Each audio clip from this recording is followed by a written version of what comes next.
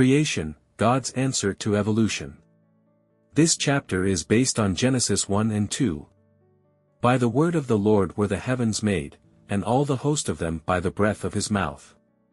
For he spake, and it was done, he commanded, and it stood fast. Psalm 33 verses 6 and 9. As the earth came forth from the hand of its Maker, it was exceedingly beautiful. The fruitful soil everywhere produced a luxuriant growth of verdure. There were no loathsome swamps nor barren deserts. Graceful shrubs and delicate flowers greeted the eye at every turn. The air was clear and healthful. The entire landscape outvied in beauty the decorated grounds of the proudest palace.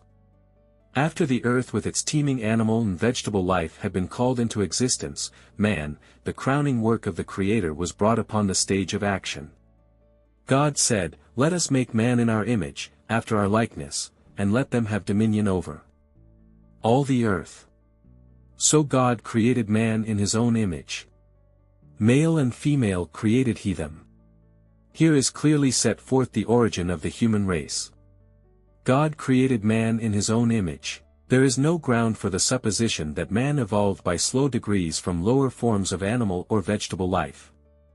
Inspiration traces the origin of our race, not to a line of developing germs, mollusks, and quadrupeds, but to the great Creator.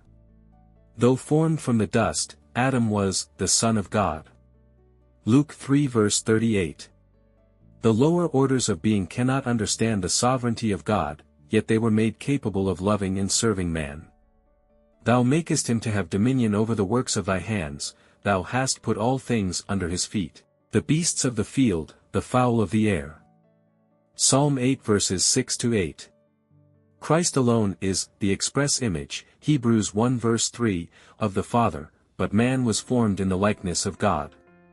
His nature was in harmony with the will of God, his mind capable of comprehending divine things.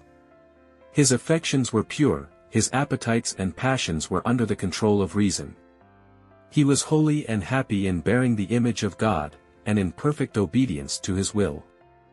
As man came forth from the hand of his Creator, his countenance glowed with the light of life and joy. Adam's height was much greater than that of men now living.